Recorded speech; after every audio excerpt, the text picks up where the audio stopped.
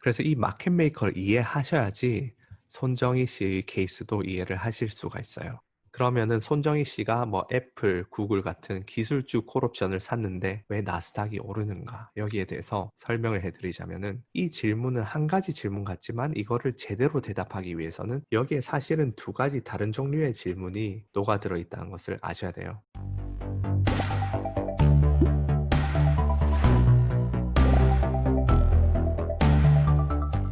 네, 안녕하세요. 월가 아재입니다. 저희가 선행편은 다 끝냈고, 이제 기본편 첫 시리즈에서 시장 참여자들에 대해서 알아봤습니다. 이제 기본편 두 번째 시리즈를 시작할게요. 59가지 금융상품에 대해서 다루는 시리즈입니다. 그래서 시리즈 제목은 금융상품 도구함으로 정했습니다. 왜 도구함인지는 오늘 마지막에서 설명을 드릴 것이고요. 1편은 변동성의 거의 모든 것. 저희가 이 시리즈에서 총 59가지 상품을 각각 다룰 것인데 조금만 더 크게 분류하면 이렇게 묶을 수 있습니다. 주식, 변동성, 채권, 환율, CDS 에너지, 산업금속, 귀금속, 농산품, 육류, 부동산, 기타 이렇게 큰 분류가 되고 혹시 제가 까먹은 거 있으면은 댓글로 남겨주시면 추가하도록 하겠습니다. 그리고 59가지는 그 기초 자산을 얘기하는 거고 또 그 기초 자산별로 파생 상품이 있겠죠. 금 같은 경우에는 금 현물이 있고 금 선물 시장이 있고 또 금 옵션이 있겠죠. 그런 파생 상품도 엄밀히는 상품이라고 지칭할 수 있지만 그런 기초 자산과 선물과 옵션의 차이점과 장단점에 대해서는 나중에 투자와 매매를 진입할 때 어떤 방식을 써야 하는지 그 진입 방식에 대해서 다루는 시리즈에서 좀 다루기로 하고 지금 시리즈에서는 그런 부분까지는 신경 쓰지 마시고 본질적인 그런 상품 자체에 조금 초점을 맞추셨으면 좋겠습니다. 그래서 1편은 변동성인데 왜 주식부터 안 하느냐? 아니, 주식은 뭐 워낙 전문가분들이 많으셔서 좀 부담스럽거든요. 그렇기도 하고 지금 다른 시리즈, 특히 투자 문제집 시리즈랑 조금 병행하면서 미리 설명을 해야 될 상품들이 스케줄이 있어가지고 가장 먼저 변동성을 다루고 그 다음 아마 귀금속으로 넘어가서 골드랑 뭐 실버 이런 거에 대해서 다뤄보지 않을까 싶어요. 자, 그럼 변동성이란 무엇일까요? 당연히 가격이 얼마나 변동하는지겠죠? 백인의 전설 서편에서 입문하시는 분들을 위해서 표준 편차를 어떻게 계산하는지를 기초부터 알려드렸는데 리스크의 일반적인 개념으로 사용되고 이렇게 주식의 수익률에 표준 편차로 계산이 돼요. 그래서 이렇게 회색은 변동성이 적은 주식이고 빨간색은 변동성이 높은 주식이겠죠? 근데 이 변동성이란 개념을 어떻게 실제로 사고 팔까요? 거기에는 변동성 지수, 선물, 옵션, 수합 등이 있는데 그 이전에 변동성에 대해서 그냥 표준 편차로 계산한다 그런 거 말고 개념적인 것부터 잠시 짚고 넘어가겠습니다. 변동성의 종류에는 크게 두 가지가 있어요. 실제 변동성, 내재 변동성이 있습니다. 실제 변동성, actual volatility라는 것은 뭐냐면은 실제로 가격이 얼마나 변동하는지 일반적으로 이제까지 그렇게 이해를 하셨겠죠? 과거의 실제 변동성은 과거 특정 기간 동안 얼마나 진짜 이 주식이 얼마나 변동했냐 그거고 현재 순간의 변동성은 개념적으로 존재하지만 실질적으로 측정이 불가능해요. 그래서 현재 변동성이라고 일반적으로 얘기를 하면은 특정 기간에서 끝나는 그 날짜가 오늘이면은 현재의 실제 변동성이다. 뭐 이렇게 얘기하기도 하는데 그 다음에 미래의 실제 변동성은 미래에 실제로 그 주식 가격이 어떻게 변동할지. 그러니까 실제 변동성은 이해하기가 쉽죠. 근데 변동성이라 할 때 저희가 이제 금융상품에 투자하고 매매하는 입장에서 더욱더 중요한 개념은 내재 변동성이라는 것이에요. implied volatility라고 하는데 시장이 생각하는 변동성이 무엇인지, 시장 참여자들이 어떻게 생각하는지, 먼저 내재 변동성이라는 것은 옵션 시장과 아주 밀접한 관련이 있기 때문에 옵션이 무엇인지 3분 만에 제가 커버를 해보도록 하겠습니다. 이 파트는 ELW 그 영상에서 나왔기 때문에 혹시 ELW 보신 분은 스킵하셔도 되고요. 옵션이라 함은 어떤 상품을 미래에 특정한 가격으로 사거나 팔 수 있는 권리예요. 살 권리는 콜옵션, 팔 권리는 풋옵션이죠. 그리고 옵션 프리미엄은 해당 권리의 가격입니다. 옵션 가격이죠. 그래서 1월 1일이 만기인 행사가가 100인 콜옵션. 지금이 예를 들어서 12월 1일이라고 가정하면은 한 달 후에 만기인 거죠. 이거는 한 달 후에 그 해당 상품을 100에 살 수 있는 권리예요. 그리고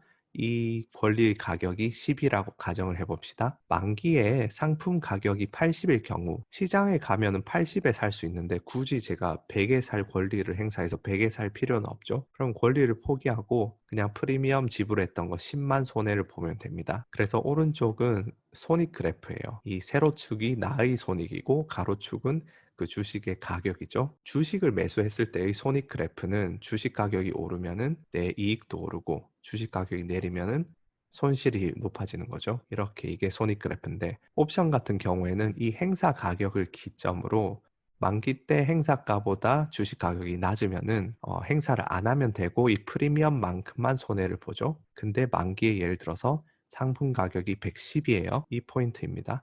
그러면 100에 살 권리를 행사해서 100이란 가격의 주식을 산 다음에 시장에 바로 가서 110에 팔면은 10의 차익을 얻죠. 거기서 이제 원가, 프리미엄을 10 냈던 거를 빼면은 본전이 되겠죠. 그래서 이 지점이고요. 만기에 상품 가격이 한 150이다. 그러면은 오타네요.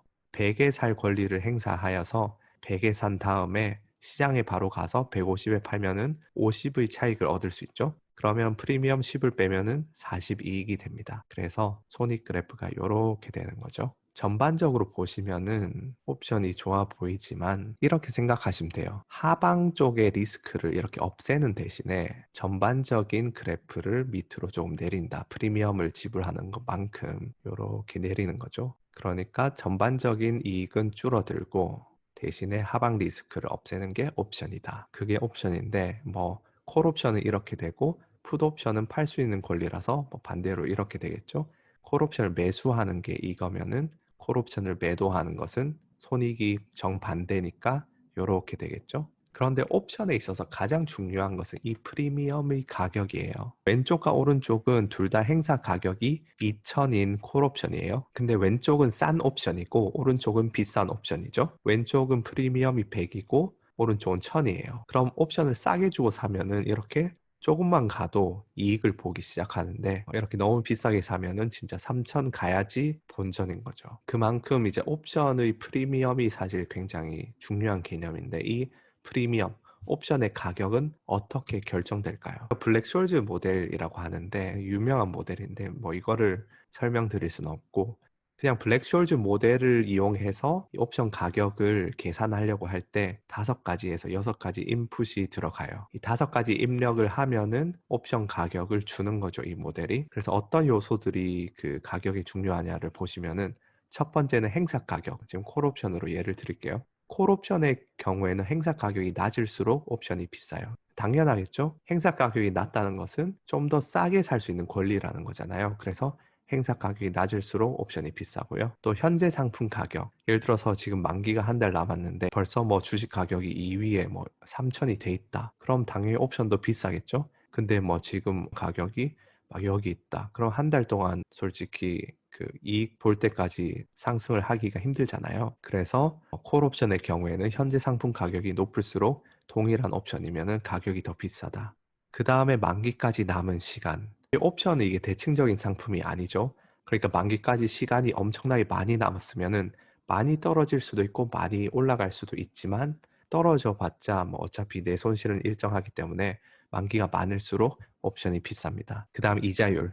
지금 컨텍스트에서는 이자율은 무시하셔도 되는데 뭐 이자율이 높을수록 미래 상품 가격이 많이 오를 것으로 기대되므로 뭐 콜 옵션이 비싸다. 그 다음 변동성. 변동성이 높을수록 가격이 많이 오를 수가 있어서 옵션이 비쌉니다. 만기랑 비슷하게 지금 현재 주식 가격이 여기인데 변동성이 낮은 주식은 만기까지 막 움직여도 뭐 여기서 움직이겠죠? 그러면 여기까지 갈 잠재성이 낮은데 엄청나게 변동성이 큰 주식 혹은 변동성이 되게 커지는 그런 시기가 오면은 여기까지 갈 수도 있고 여기까지 갈 수도 있겠죠.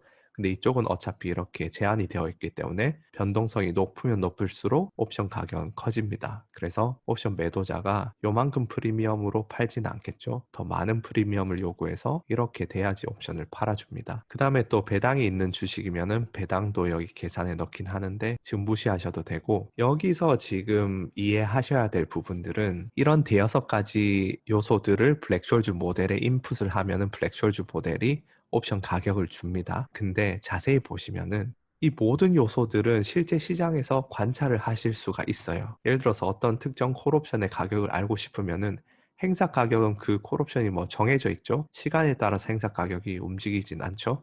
그다음 현재 상품 가격도 관찰 가능하니까 현재 가격을 입력하면 돼요. 그다음 만기까지 남은 시간도 며칠 남았는지 입력하면 되죠.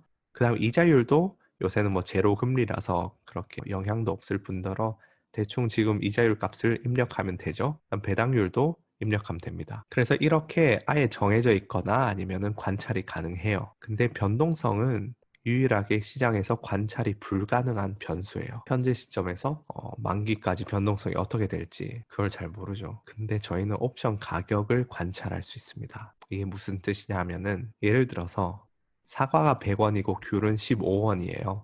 근데 사과 두 개, 귤 하나를 사면 총 가격은 얼마일까요? 215원이 나오죠? 근데 거꾸로 사과가 100원이고 귤이 15원인 거 아는데 총 가격이 230원이 나왔고 사과는 두 개를 샀다는 걸 알 때 귤을 몇 개 샀는지 몰라요. 그러면은 또 이렇게 계산하면 되죠? 230원 중에서 사과가 200원이니까 귤은 30원이다. 근데 개당 15원이니까 귤을 두 개 샀겠죠? 방금 계산했던 방법이 사과 가격, 개수, 귤 가격, 개수를 입력하면은 총 가격을 출력하는 저희 방식이 있죠. 근데 귤 개수를 모를 때 총 가격을 알면은 개수를 알 수 있죠. 마찬가지로 블랙쇼즈 모델도 이렇게 5개를 입력하면은 옵션 가격을 출력해주는 모델이에요. 근데 시장에서 관찰 불가능한 변수가 변동성이에요. 근데 저희는 옵션 가격을 관찰할 수 있잖아요. 그러면은 그 외의 것들을 대입하고 옵션 가격도 대입하면은 저희가 변동성 값을 찾을 수 있어요. 그러니까 현재 옵션 가격을 만들어주는 변동성 값을 찾는 거죠. 그 변동성 값, 현재 옵션 가격으로 대표되는 그 변동성 값이 내재 변동성이에요.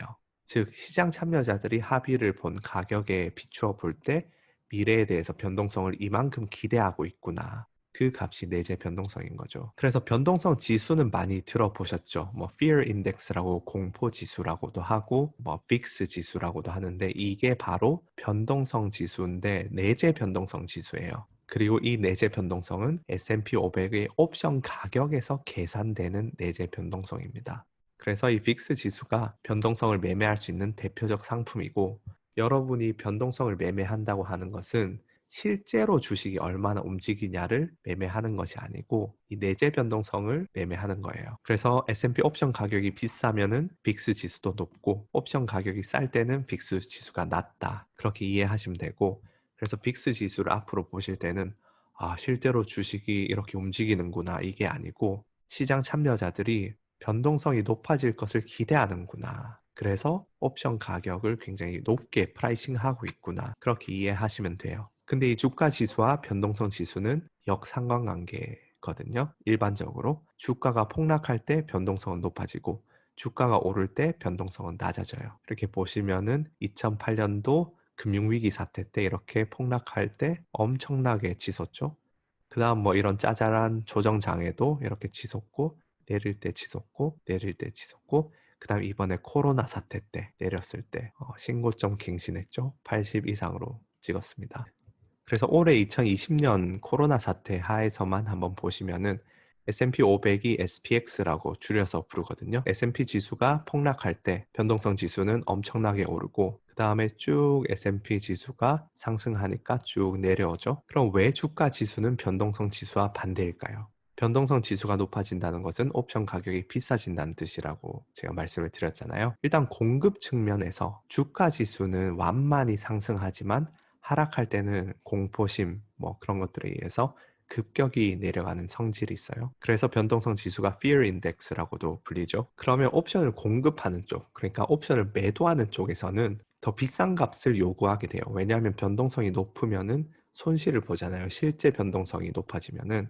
그래서 옵션을 더 비싸게 팔게 된다. 수요 측면에서도 하락장에서 불확실성이 높아지면은 옵션 매수를 통해서 현재 주식 포지션을 해지하려는 수요가 늘어나요. 그러면서 옵션 가격이 올라가게 됩니다. 또 이제 실제로 옵션 시장에서 벌어지는 일들을 한번 보시면은 주가 지수 움직임이 옵션 가격에 영향을 주기도 하지만 반대로 옵션 시장에서의 그런 매매 때문에 주가 지수가 영향받기도 해요. 또 내재 변동성 구조 측면에서 뭐 volatility smile 같은 개념들이 있는데 이런 것들은 너무 깊게 들어가니까 이런 부분들은 사실 지금 아실 필요는 없어서 그 편에 들어가면은 제가 설명을 다 드리도록 하겠고요. 그럼 주가 지수와 변동성 지수가 이렇게 반대로 움직이는 건 알겠는데 우리는 도대체 왜 변동성을 알아야 될까요? 어차피 뭐 이렇게 반대로 움직이면은 주식 오르면 변동성 내리겠구나. 뭐 그렇게 알면 되고 뭐 나는 주식을 투자하는데 굳이 변동성을 알아야 될까? 옵션도 안 할 것 같은데. 근데 왜 알아야 되냐면은 옵션 시장에서 벌어지는 일들이 주식 시장에도 영향을 미치기 때문이에요. 주식에만 투자하더라도 변동성과 옵션 시장을 아셔야 됩니다. 예를 들어서 손정희 씨가 테크 기업 콜옵션을 매수했는데 왜 나스닥이 오를까요? 콜옵션 매수했는데 왜 주식이 오르죠? 제가 이걸 찾아봤는데 제대로 설명하는 방송이 잘 없더라고요. 어떤 방송에서는 콜옵션 매수하는 거 물량을 보고 뭐 AI 알고리즘들이 주식을 매수하게 된다는데 그 말도 안 되는 얘기고요. 이런 부분도 있고 또 다른 예로는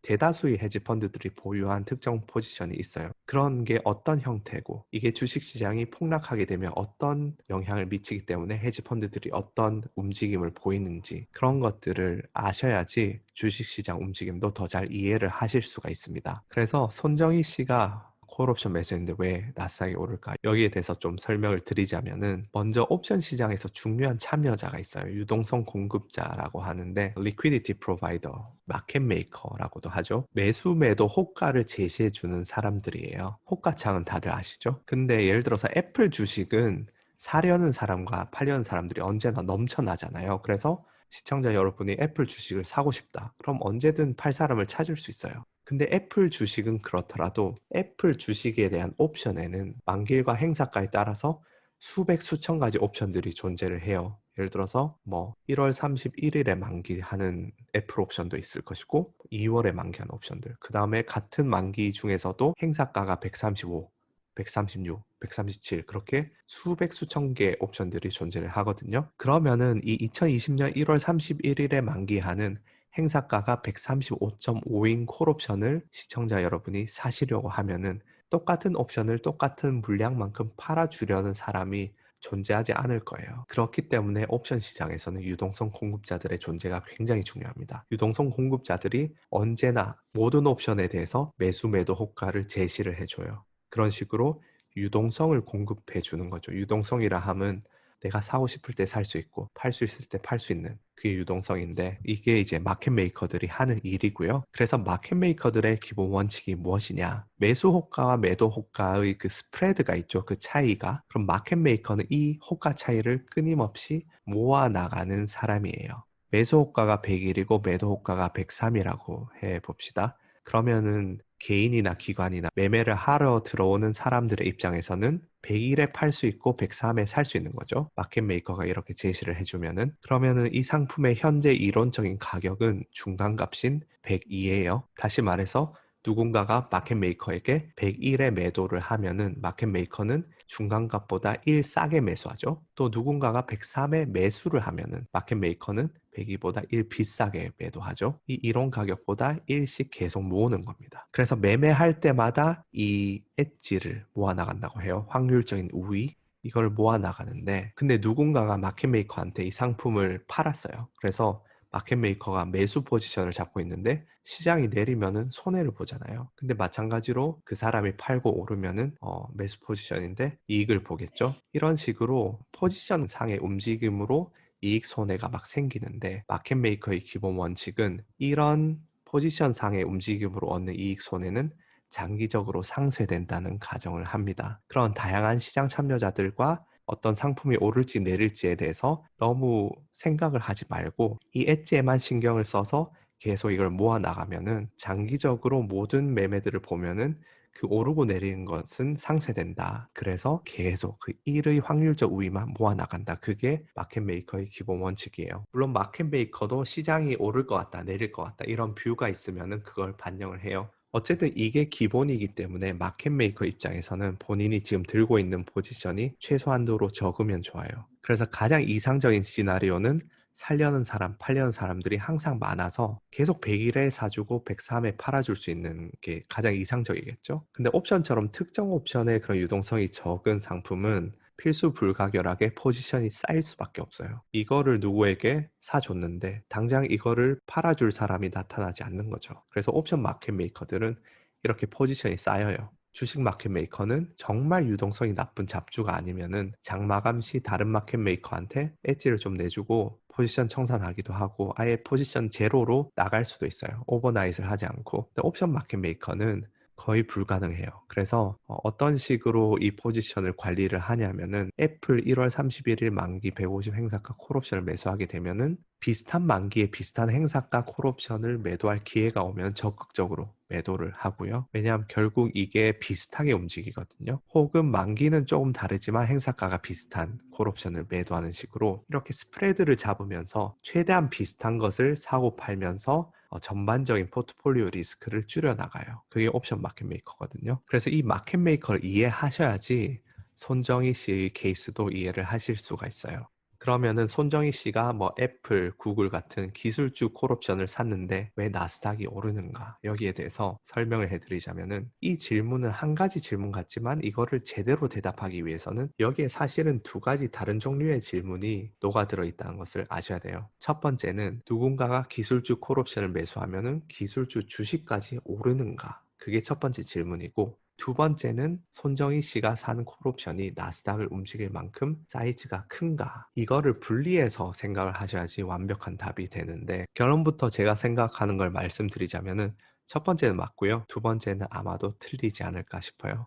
그래서 아까 설명드린 대로 손정희 씨가 콜옵션을 매수하려고 하면은 이 물량을 받아낼 시장의 참여자는 시타델 같은 그런 마켓 메이커들이거든요. 그러면 손정희 씨가 콜옵션을 매수했다는 뜻은 마켓 메이커는 콜옵션을 매도한 거죠. 근데 마켓 메이커의 기본 원칙은 기초 자산의 움직임에서 오는 리스크는 최대한 상쇄하는 거예요. 그래서 콜옵션의 매수 포지션은 이렇고 매도 포지션은 이렇겠죠. 기초 자산이 오를수록 손정희 씨는 돈을 벌지만 이 마켓 메이커들은 손실을 보게 됩니다. 그래서 이런 방향성에 대한 해지를 하기 위해서 기술주를 매수하게 돼요. 근데 손정희 씨는 기술주가 오르는 것에 베팅하려고 하니까 콜옵션을 매수하고 이걸 해지를 하지 않죠. 근데 마켓 메이커는 콜옵션을 매도해 줬는데 마켓 메이커는 특별히 기술주가 내릴 것 같다. 여기 베팅하는 게 아니잖아요. 그래서 기술주가 상승했을 때 본인이 손실을 볼 리스크를 해지하기 위해서 기술주를 주식을 매수하게 돼요. 그래서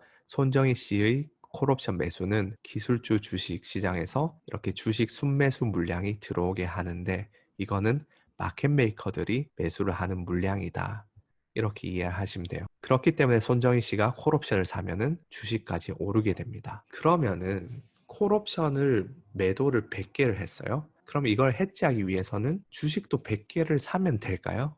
여기서 가정하는 것은 지금 행사가랑 주식가가 똑같다고 지금 가정을 합니다. 그래서 여기 보시면은 이거는 콜옵션 매도 포지션이고 이건 주식 포지션이죠. 이 둘을 합치면은 이 보라색 포지션이 돼요. 보라색. 이게 뭐냐? 풋옵션 매도 포지션이거든요. 왜 이렇게 되는지 헷갈리시는 분들은 구간별로 생각하시면 돼요. 그래서 요 100을 기점으로 나눠서 일단 이 구간에서 파란색은 일정하고 빨간색은 내리죠. 그래서 보라색도 내립니다. 그 다음 이쪽 구간에서는 파란색이랑 빨간색이 완전히 정반대죠.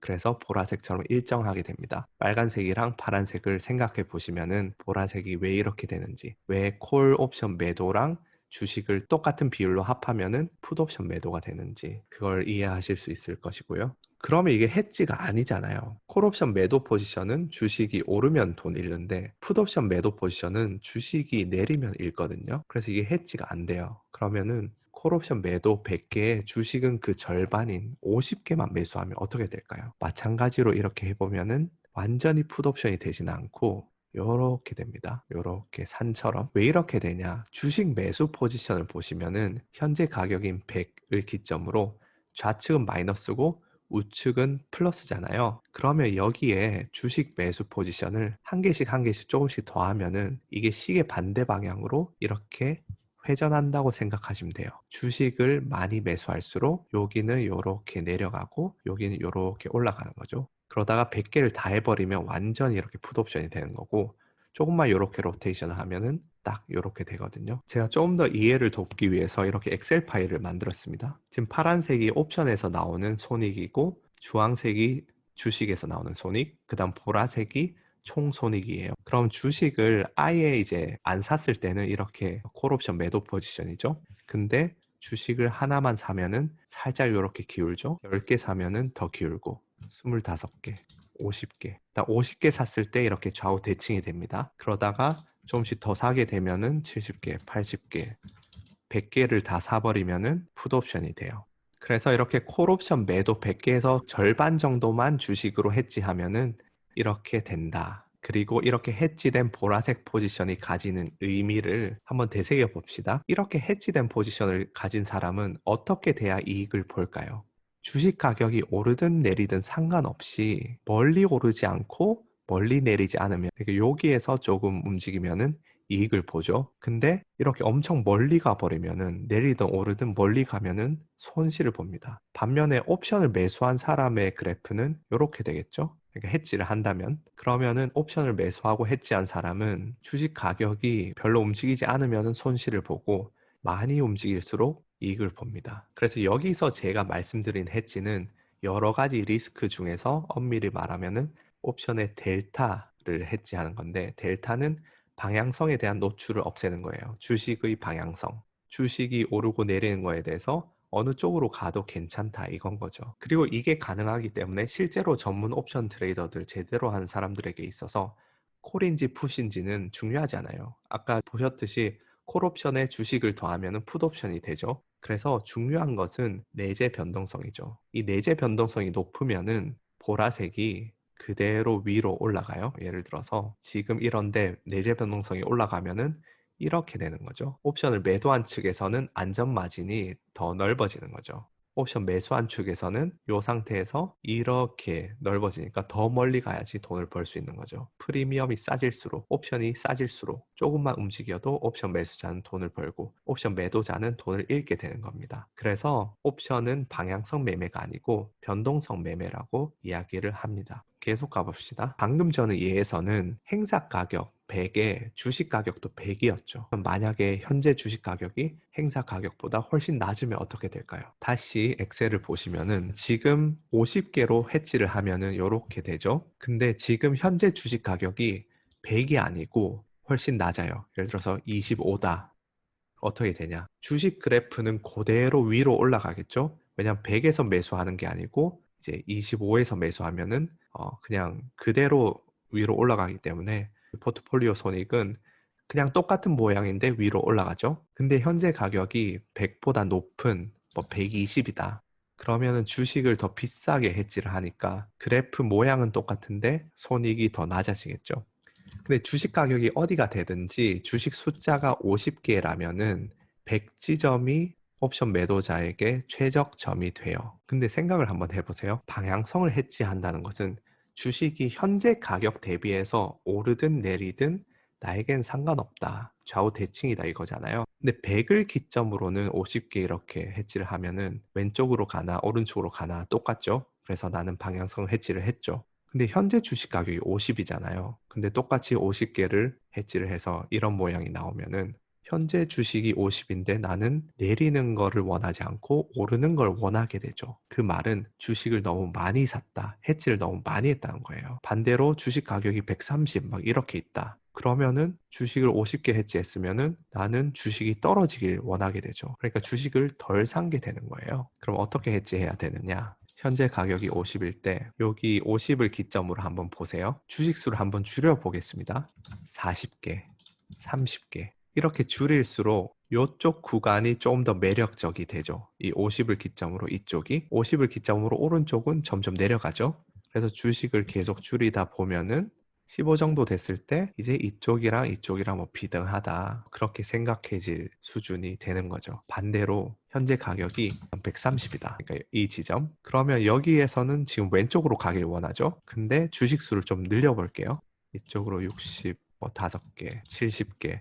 주식 수를 늘릴수록 오른편이 더 매력적이 되죠. 그러면은 이렇게 계속 늘리다 보면은 어느 순간에는 130 기점으로 왼쪽이 가든 오른쪽이 가든 동일하게 내가 별로 선호도가 없는 지점이 와요. 그러면은 제가 방향성 해지가 된 거죠. 다시 슬라이드로 넘어가서 콜옵션의 경우에는 현재 가격이 행사가보다 낮을 때는 해지를 50%보다 덜 하고 행사가와 똑같을 때는 해지를 50%만큼 하고 현재 가격이 행사가보다 높을 때는 해지를 50%보다 더 해야 돼요. 그렇게 주식 매수를 몇 개 해야 되는지 그런 것과 관련된 개념이 옵션 델타라는 개념이에요.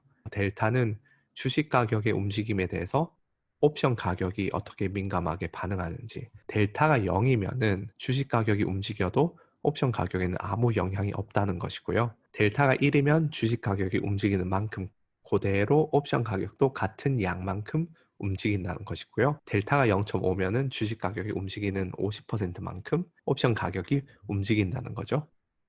예를 들어서 아까 그런 콜옵션 매수 포지션을 봅시다. 행사가가 100이에요. 근데 주식 가격이 2 밑에 있으면은 주식 가격이 뭐 10에서 9가 되든 11이 되든 어차피 이건 휴지 조각이겠죠. 만기 때. 그래서 델타가 0에 가까워요. 근데 주식 가격이 막 500이에요. 그러면은 주식 포지션이랑 똑같이 움직이죠, 완전히. 그래서 델타가 1이거든요. 델타 원 상품이라는 용어를 언제 들어보실 텐데, 델타 원 상품이라 하면은 주식, 선물, 그렇게 그냥 일자로 된 상품들을 델타 원 상품이라 하는데, 왜 델타 원이냐? 여기서 유래된다고 보시면 되고요. 그리고 이 중간에 지금 어떻게 될지 모를 때, 이때는 델타가 0.5죠. 그래서 0에서 1로 이렇게 델타가 높아져요. 그렇게 델타는 옵션이 행사될 확률로 해석하기도 해요. 일단 이 분기점을 넘어야지 행사를 하잖아요. 그래서 지금 주식 가격이 딱 행사가일 때는 50대 50이다. 행사를 할 수도 있고 안 할 수도 있다. 이 밑에 있으면 행사할 확률이 0%고 이외에는 뭐 100%다. 뭐 그렇게 해석하기도 하는데 어쨌든 여기서 중요한 것은 이 콜옵션 같은 경우에는 상품 가격이 오를수록 델타가 높아진다.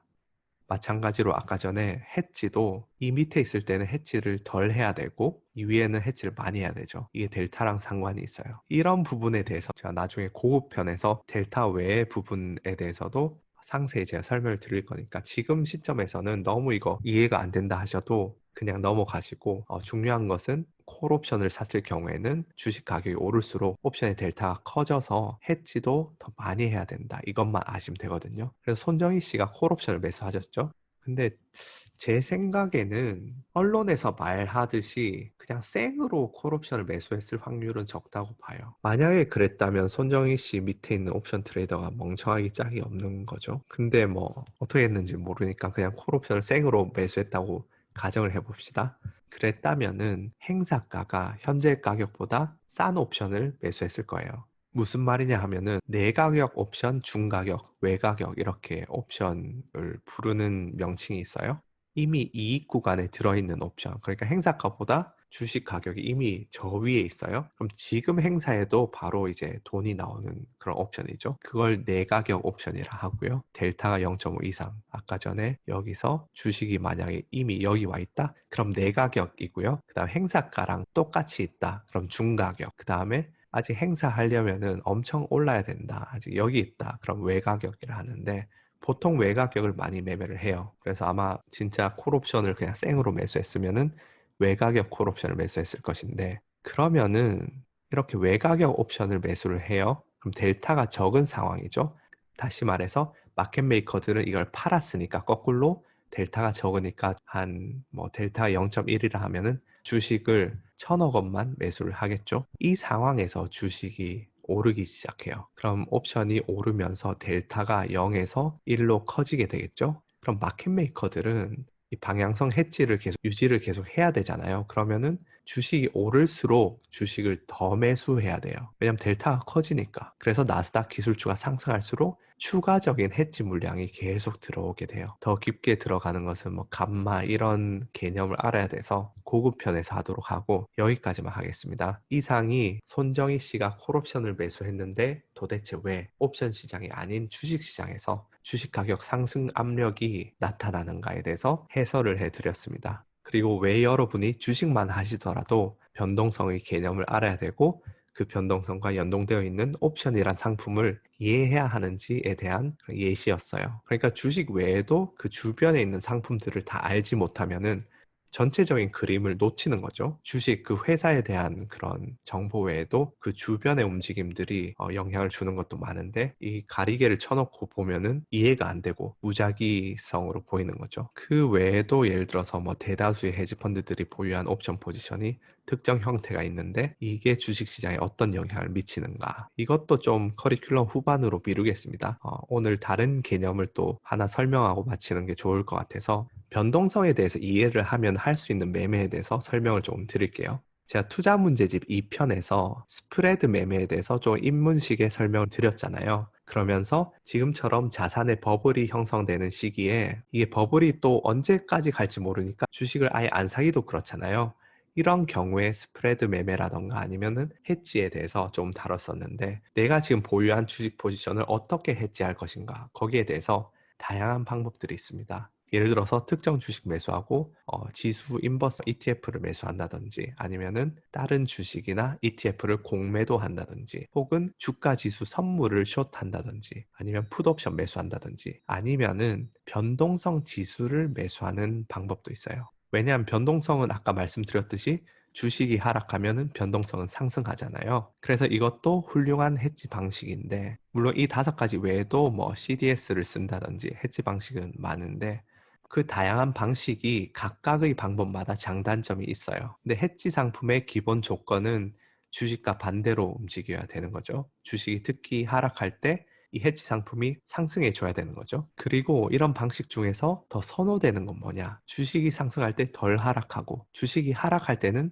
더 상승해 주면 좋겠죠. 당연하겠죠. 그런 꿀 같은 것은 잘 없어요. 그리고 이 특정한 방식들이 항상 절대적으로 좋은 것들은 없어요. 근데 상황에 따라서 어떤 특정 방식이 이런 선호 조건을 만족하는 상황이 오기도 해요. 자, 이거는 이번에 대선 이후에 11월 달부터 한 달 반 정도의 그 S&P 지수랑 빅스 지수인데 제가 대선 이후 진입해온 포지션이 뭐냐면은 주식 매수 포지션들이 있었어요. 다양한 방식으로 주식이 오르면 이익 보는 포지션들을 잡고 있었는데 동시에 이거를 해지하기 위해서 변동성을 매수하고 있어요, 저는. 여기 보시면은 거의 완벽히 반대로 움직이죠. 근데 주식은 계속 신고점을 갱신해서 나가는데 변동성은 빅스 지수 20을 기점으로 바닥을 어느 정도 유지를 하죠. 이런 현상이 언제 나타나냐 하면은 미래에 대한 불확실성이 굉장히 많을 때 이런 현상이 나타나요. 왜냐하면은 내재 변동성이 보통 Fear Index라고 하죠. 주가가 폭락할 때 오르기도 하지만 대선 같은 불안한 사건이 있을 때 상승을 하기도 해요. 왜냐하면 옵션 수요가 늘어나면서 그러다가 그 불확실성이 해소되면서 그 수요가 없어지면서 하락을 하죠. 근데 불확실성이 계속되는 시기에는 현재 당면한 불확실성이 해소돼서 주식이 오르더라도 변동성은 일정 수준만 좀 내리고 계속 또 유지되는 그런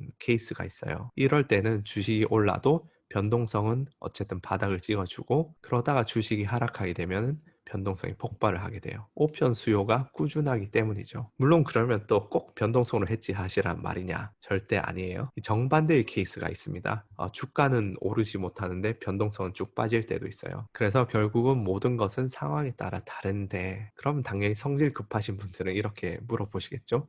아니 뭐 이럴 때도 있고 저럴 때도 있다고 하면은 언제 변동성 지수를 해지하고 언제 인버스 ETF, 공매도 이런 걸 써야 되느냐 그거를 알려달라 그렇게 여쭤보실 테고 당연히 그게 투자 매매에서 가장 중요한 질문이겠죠.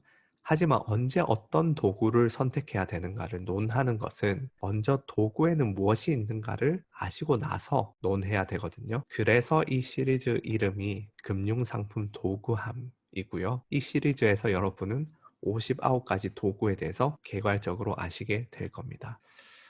계속 하고 싶지만 애기 안 보고 유튜브만 하고 있으면 마누라가 빡치기 때문에 오늘은 여기까지만 하겠습니다.